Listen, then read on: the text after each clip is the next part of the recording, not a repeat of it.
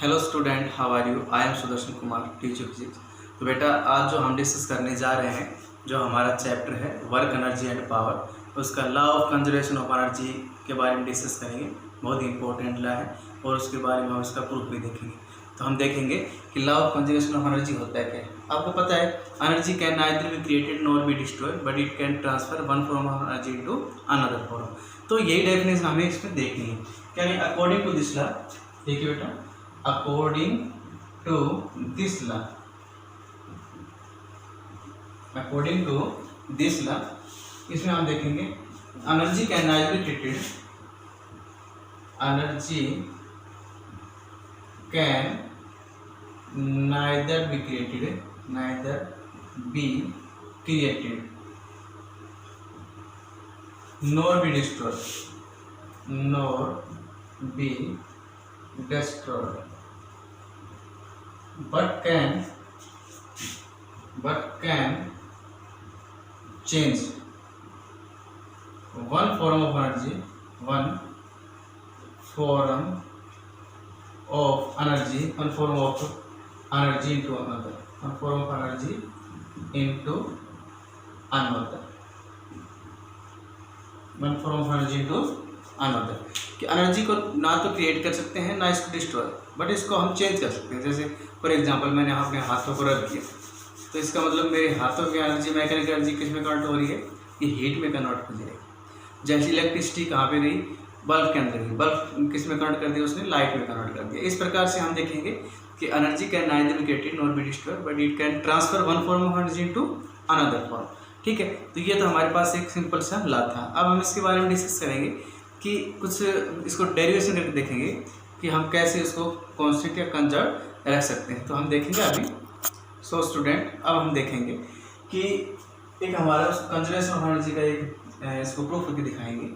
The law of conservation of energy of A freely falling body, the law of conservation of energy of A freely falling body. Freely falling body है, कोई body है भाई freely fall कर रही है earth surface के ऊपर, कोई भी बॉडी है, उसका मास m है, उस हाइट के ऊपर हम उसको लेते हैं और फ्रीली फॉल कर रही है, तो हम हर कंडीशन के ऊपर उसमें देखेंगे कि उसका जो टोटल एनर्जी है वो कंजर्व रहती है या नहीं। तो ये हम देखेंगे।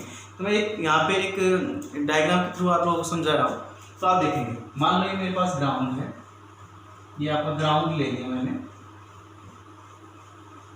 ग्राउंड, और कोई बॉडी है उसका मास m है। मान लो ये मेरे पास कोई बॉडी है, इसका मास m है, ये एक पॉइंट से आ रही है, ये पॉइंट ए पे है, ठीक, एक पॉइंट पे है, रखी हुई है, ठीक है। यहाँ मैं लेता हूँ, ये एक पॉइंट पे रखी हुई है, बॉडी का मास m है, और ये यहाँ पे आई, यहाँ से यहाँ, तो ये पहुँची यहाँ पे बी पॉइंट है, मास सेम रहेगा, ठीक है। और यहाँ से लेकर यहाँ तक जो इसकी हाइट होगी वो h होगी। ग्राउंड से जो ए पॉइंट पे रखी हुई है वो इसकी हाइट है h हाइट पे रखी हुई है, ठीक है। बी पॉइंट पे, बी के ऊपर आने के बाद लास्ट में ये कहाँ स्ट्राइक हो रही है, कोलिजन कर रही है, तो ये फॉल कर रही है सी पॉइंट पर, ग्राउंड के ऊपर। ए बी सी हमने 3 पॉइंट मान ली, ए बी सी हमने उस बॉडी के 3 पॉइंट मान ली, ठीक है। फर्स्टली बॉडी कहाँ पे थी? h हाइट के ऊपर रखी हुई थी और ये फॉल कर रही है इस प्रकार से, ठीक है। और ये ए से बी की जो डिस्टेंस है वो उसको मैं मानता हूँ x, ए से बी की जो डिस्टेंस है उसको मैं मानता हूँ यहाँ से, इसको मैंने मान लिया x डिस्टेंस। अब बची कितनी यहाँ से लेकिन यहाँ तक देखते हैं बी से और सी के बीच में, तो h माइनस का x। तो हर कंडीशन के ऊपर मैं इसमें अप्लाई करूँगा। ए पॉइंट पे टोटल एनर्जी निकालूंगा, टोटल एनर्जी होगी the sum of potential energy and kinetic energy. B point निकालेंगे और सी पॉइंट निकालेंगे, तीनों पॉइंटों के ऊपर हम देखेंगे टोटल एनर्जी अगर सेम आती है तो क्लियर है law of conservation of energy, ठीक है। तो अब हम देखते हैं इस पे कि लॉ ऑफ कंजर्वेशन एनर्जी के लिए हम सबसे पहले मानते हैं body of mass m, a body of mass m place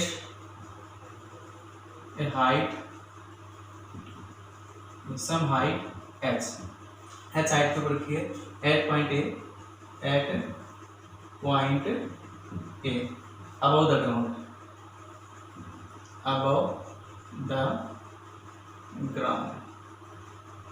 ground के ऊपर रखिए, ग्राउंड से इतनी हाइट के ऊपर है, ठीक है। ये कंडीशन हम देख ली। अब हम देखेंगे एट पॉइंट ए, हमने देखेंगे एट पॉइंट ए,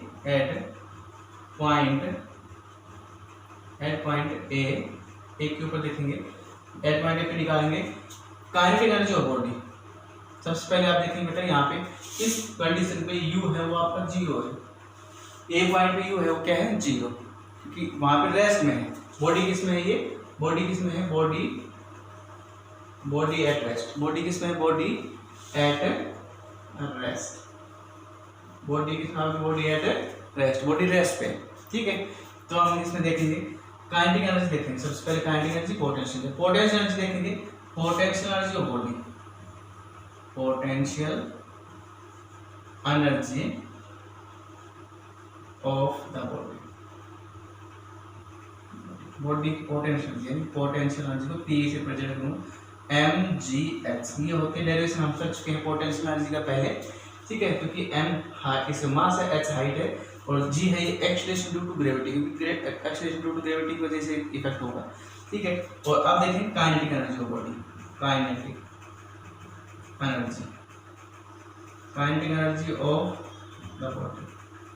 बॉडी की काइनेटिक एनर्जी देखेंगे, दैट इज हम इसमें लिख सकते हैं काइनेटिक एनर्जी को, काइनेटिक एनर्जी के ही, और ये हो गया आपकी हाफ m, मान लो यहाँ पे यू स्क्वायर है, ठीक है, यहाँ हाफ m, इनिशियली बॉडी है वो किसमें है, रेस्ट में है, हाफ m यू स्क्वायर। अब यू क्या है यहाँ पे जीरो, रेस्ट पे है बॉडी। जब बॉडी आपकी रेस्ट पे है तो यहाँ पे हम क्या करेंगे, यहाँ पे जीरो रख देंगे, साइड टर्म्स क्या दिया हमारे पास जीरो, ठीक है, मल्टीप्लाई करेंगे तो काइनेटिक एनर्जी आपकी आई, दैट इज हमने देखा काइनेटिक एनर्जी बॉडी क्या आई जीरो। सो टोटल एनर्जी की बात करेंगे, so total energy of body, total energy, so total energy of the body, total energy of the body की टोटल एनर्जी होगी sum of potential energy plus का kinetic energy, sum of potential energy kinetic energy.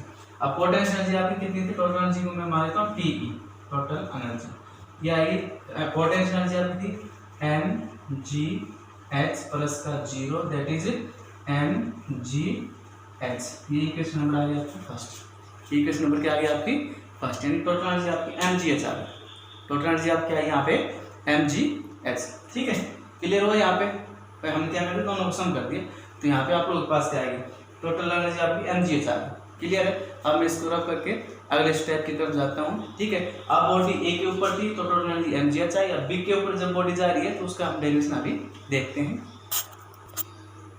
तो student हम आगे देखेंगे point B है, eight point B, ए point पे हमारे पास जो वैल्यू आई थी वो आई थी mgh, एट पॉइंट जो पॉइंट ए था, पॉइंट ए, उसके ऊपर हमारी वैल्यू आई थी mgh से टोटल एनर्जी की, ये आपकी टोटल एनर्जी आई थी, ये हमने डेरिवेशन निकाल दिया था। अब एट पॉइंट बी के ऊपर देखेंगे, तो बी के ऊपर हम देख पा रहे हैं कि at point B the height of the body from the ground, देखो बॉडी ए से बी गई, उसने एक्स क्या किया, उसने एक्स डिस्टेंस ट्रेवल की यहाँ से, यानी कि हाइट या डिस्टेंस, ठीक है, हाइट की जगह हमारे पास एक्स आई, ऊपर से ए से बी जा रही है, पर अब ग्राउंड से जो हाइट बची है वो h माइनस एक्स बची है, ग्राउंड से जो हाइट बची है वो कितनी बची, h माइनस का x जो हाइट आपके पास बची हुई है।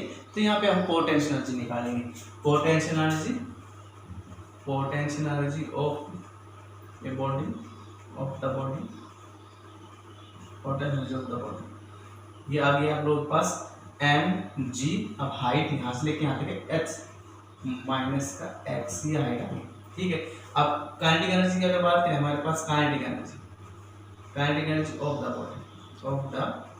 Body at point B, B की बात कर रहा हूँ मैं, तो हाफ m v स्क्वायर आएगी, क्योंकि अब बॉडी ने कुछ न कुछ वेलोसिटी गेन की है, क्योंकि जब यहाँ पे ए पॉइंट पे थी तो रेस्ट पे थी, अब ए से बी जा रही है, मान लो यहाँ पे मेरे हाथ में मार कर पकड़ा हुआ मैंने, तो यहाँ पे तो रेस्ट पे, अब जब मैंने इसको यहाँ पे इसको ऐसे छोड़ूंगा तो उसने कुछ वेलोसिटी गेन की है, तो वो वेलोसिटी मैंने मान ली v, ठीक है। तो काइनेटिक एनर्जी का जो फॉर्मूला होता है वो होता है हाफ m v स्क्वायर, ठीक है। तो हम देखें हमें v की वैल्यू कैलकुलेट करनी है, find the value of v, ठीक है, कैलकुलेट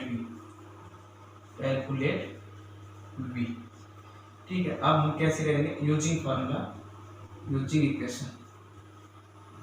इक्वेशन कौन सी, v स्क्वायर माइनस का u square is equal to 2 by क्या था gh। ये आपके पास जो थर्ड इक्वेशन ऑफ मोशन या ग्रेविटेशन की बात करें, यहाँ पे g हाइट है, g यहाँ पे एक्सेलरेशन ड्यू टू ग्रेविटी है, h हाइट है।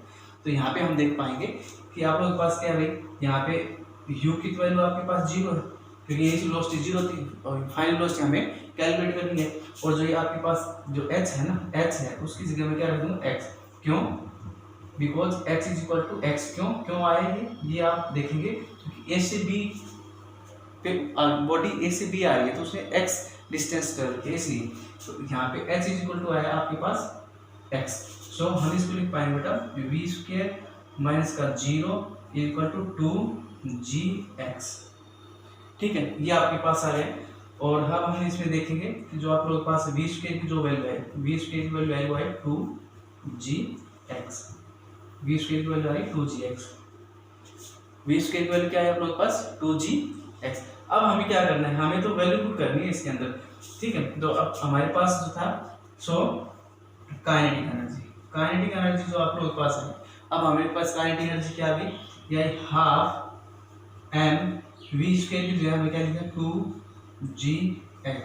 और क्या कर दिया भाई 2gx करने के बाद 2 से तो 2 कर दिया, kinetic energy mgx। Kinetic energy आ गई हमारे पास mgx। ये हमारे पास काइनेटिक एनर्जी आ गई। अब हम इसको मोर सिंप्लीफाई करते हैं, देखना हमने इसको करना क्या है, टोटल एनर्जी निकालनी है क्योंकि हमारे पास पोटेंशियल एनर्जी है थी। टोटल एनर्जी हम कैसे निकाल पाएंगे, देखिए टोटल एनर्जी आएगी पोटेंशियल एनर्जी प्लस का काइनेटिक एनर्जी का सम। अब देखो टोटल एनर्जी मेरे पास क्या आ रही है, टोटल एनर्जी आई मेरे पास। पोटेंशियल एनर्जी क्या थी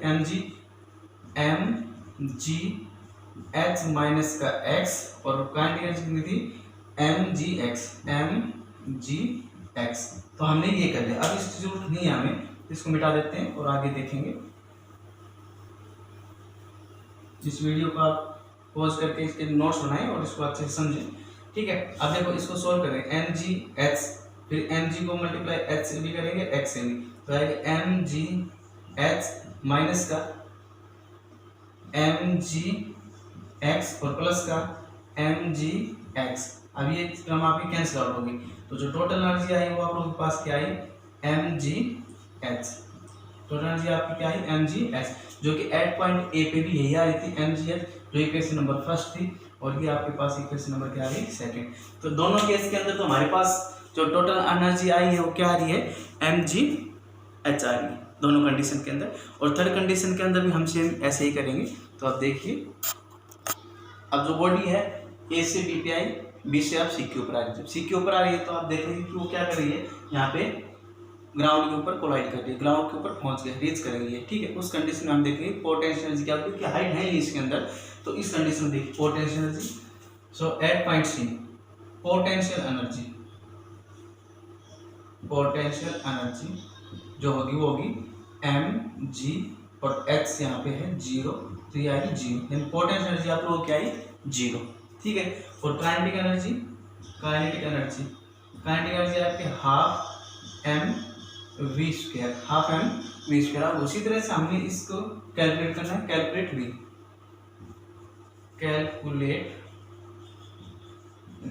वी को कैलकुलेट करना है यूजिंग इक्वेशन